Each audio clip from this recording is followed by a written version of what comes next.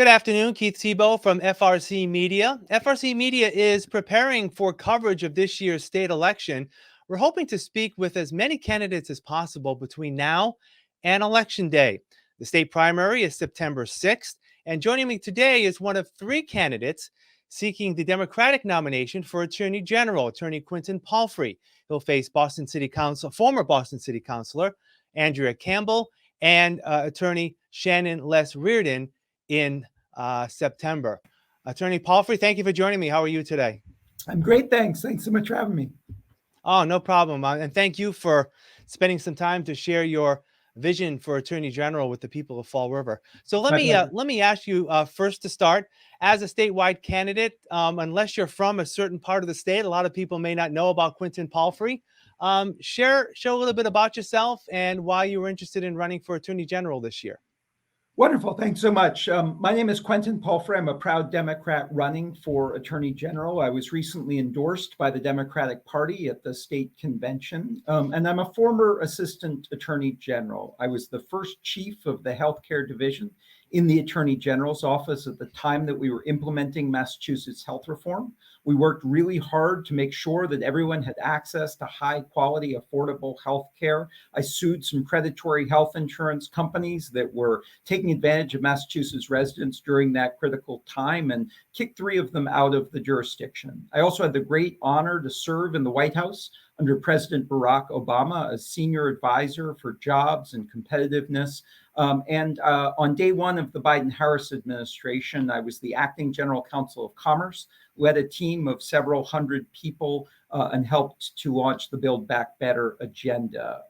I think that we're in a critical time in American history. When Trump was in office, it was inspiring to see the AG fight back again and again and again against a corrupt and immoral administration. But now more than ever, with our fundamental rights under attack in the US Supreme Court, with our democracy literally under attack, with Congress failing to act on some of the really big challenges of our time, Massachusetts is going to need to lead. And I've seen firsthand how much impact the Attorney General's office can have on communities like Fall River and the South Coast and communities all across Massachusetts. So I'm excited for the opportunity to make the case to be the people's lawyer, to step into some really big shoes and help lead on some really important issues.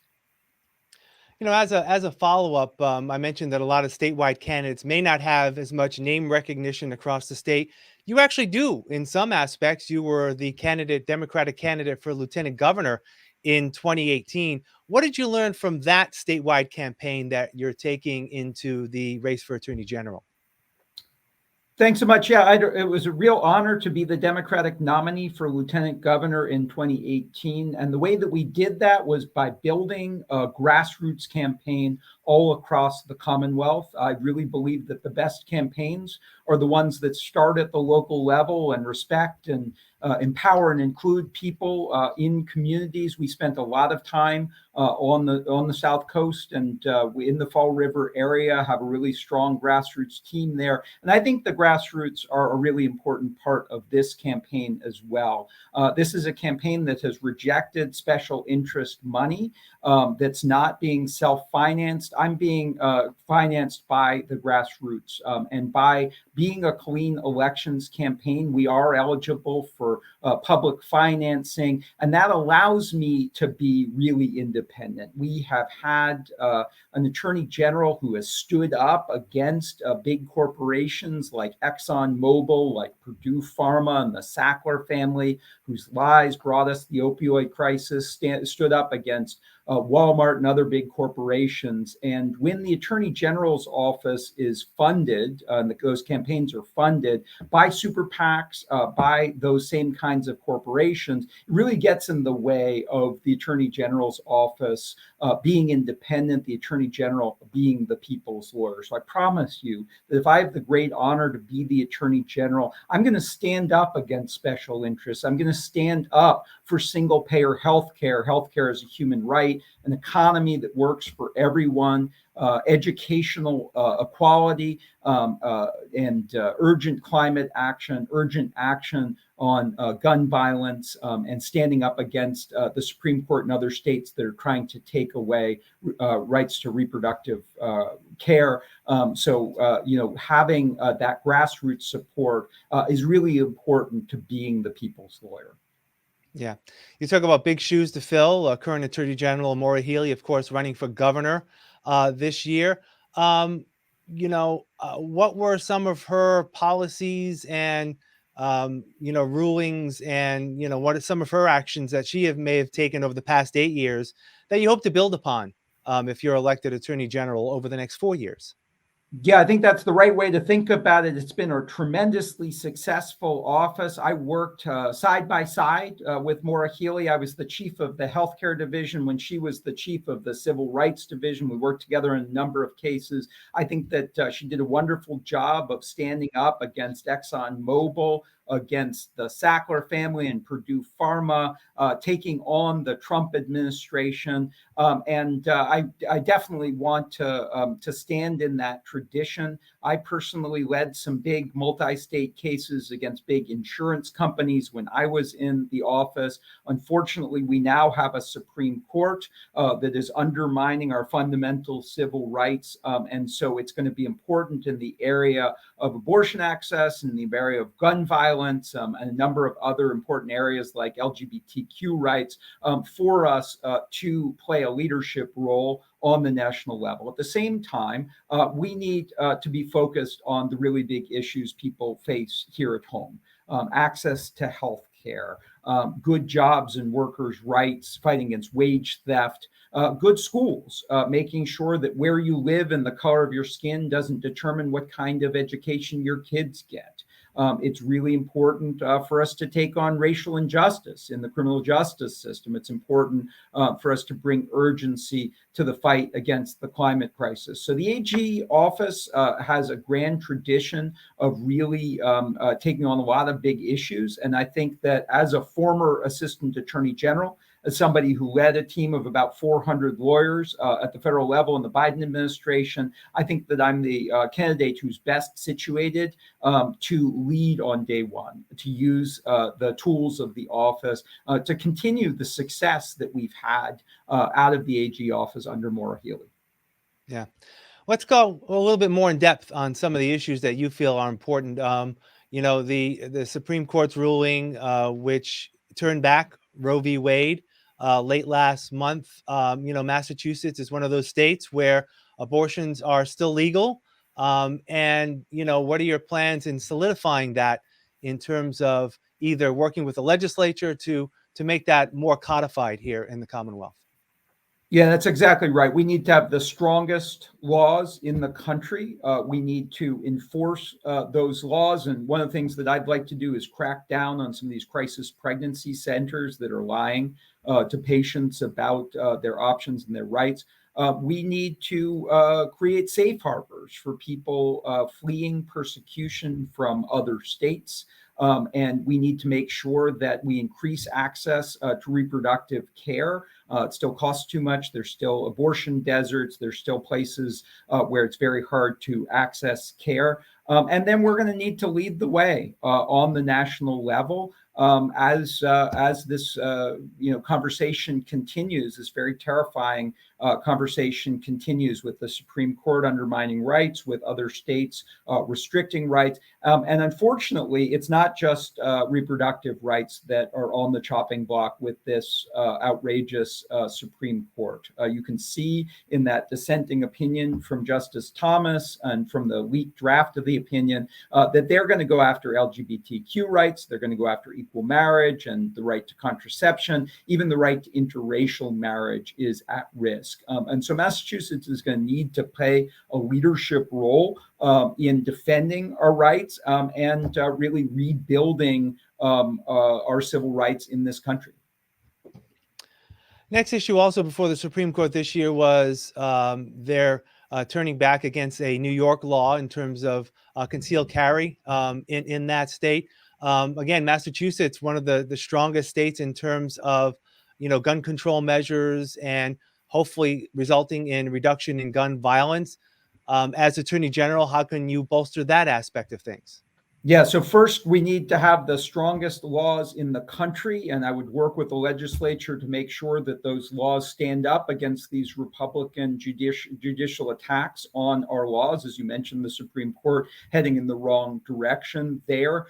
We need to make sure that we hold manufacturers accountable for the harm that they cause, prevent weapons of war from coming in from other states. We need to crack down on 3D printed guns, which are an emerging threat. We got to crack down on bulk purchases and armories.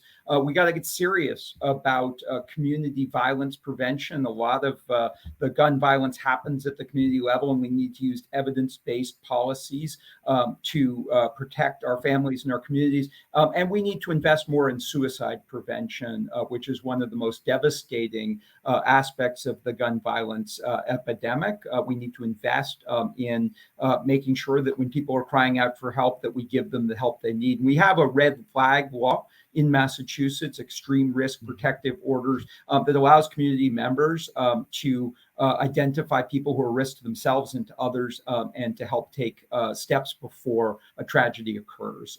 So again, with gun violence, Massachusetts has had a leadership role. We've had wonderful leadership out of the AG office as well as the legislature. We've had better results than other parts of the country, and we need to continue in that vein of being a national leader. Yeah. You mentioned how Attorney General Healy has done a lot in keeping corporate interests in check, if you will, being fair where it's needed, but also reining in some abuses where it's needed. And I think looking at some of the policies on your website, you're looking to this may be an area where we may need to do more as a state in terms of that corporate reining in, and particularly when it comes to the area of climate change. Is that something you'd pursue?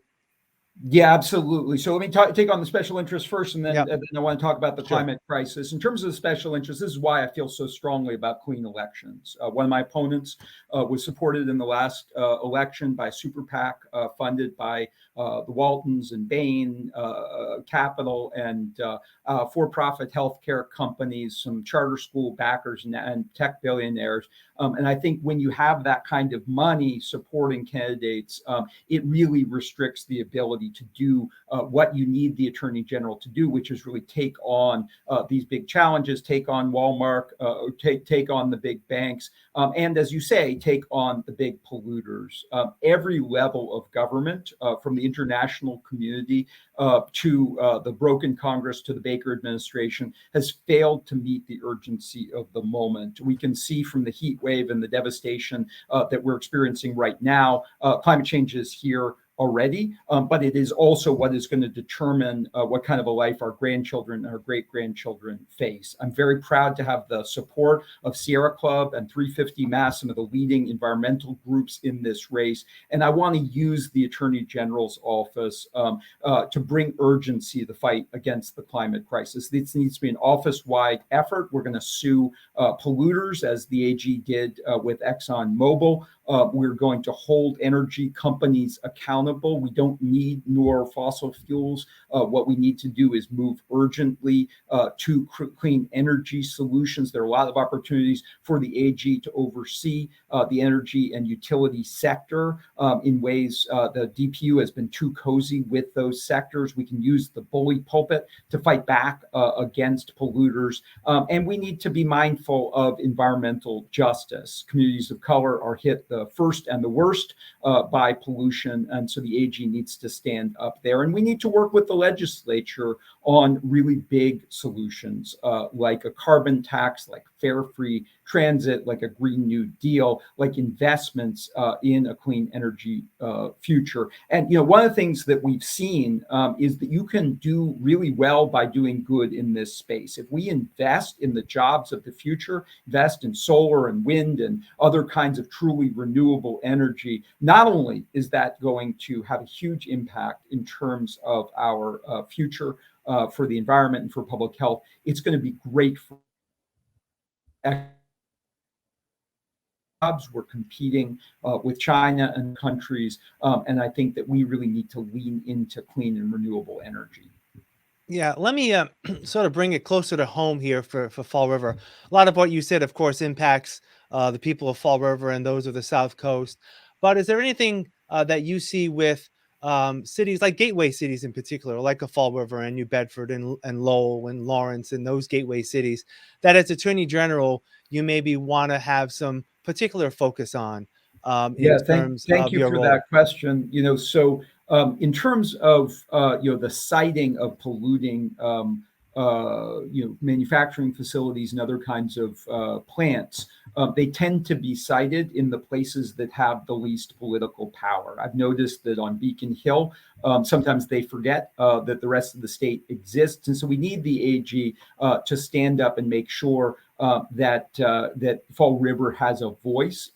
One of the other things we've seen, there's a facility, a nuclear facility that Holtec in Plymouth that wants to dump radioactive water into the Cape Cod Bay. This is going to affect tourism.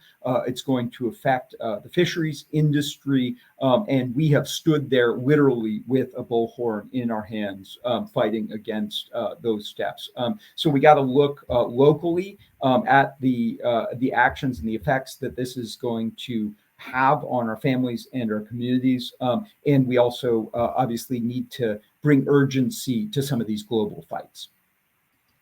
How do you see the Attorney General's role in terms of working with local law enforcement, not only police departments in, say, like a city like Fall River, but also on the county wide level, working with district attorneys to try to meet some common ground on some issues where there could be some collaboration?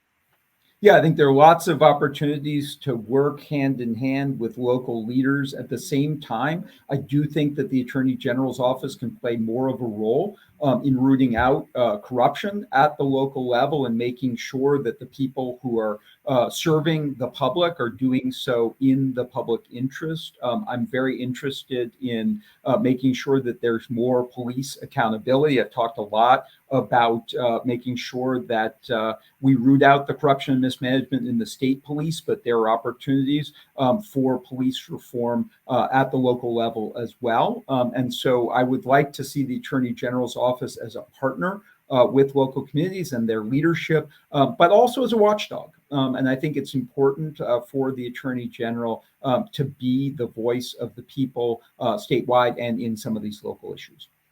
Yeah. Healthcare, of course, is always on people's minds. Again, Massachusetts appears to be doing it better than other states or even in the country. How can Attorney General play a role in making sure that the healthcare protections we have are upheld, as well as building upon what more we can do? Yeah, so as I mentioned, I was the first chief of the healthcare division in the Attorney General's office at the time that we were implementing Massachusetts health reform. So I founded that division and led a team of lawyers to enforce our consumer protection laws against insurance companies, pharmaceutical companies, and others that were harming Massachusetts residents. We also have a role in overseeing nonprofits and charities and opportunities using the antitrust laws to make sure that we can rein in costs. Look, our healthcare system is not working very well. We spend about one out of every $5 in this economy on healthcare, and yet we get worse outcomes than a lot of advanced economies that spend a lot less than that. But at a consumer level, healthcare costs too much. It's too hard to access. Drugs, in particular, cost too much. We underinvest in mental health services and substance use treatment and chronic disease management. And certainly, we need to be, the Attorney General's office needs to be the voice for consumers in those conversations. Personally, I believe in a single payer system, in Medicare for all type system. I think healthcare is a human right, and we ought to stand up for consumers against insurance companies, pharmaceutical companies, and make sure that everyone has an opportunity to get the healthcare that they need. For the last few moments, I want to talk about the primary in particular.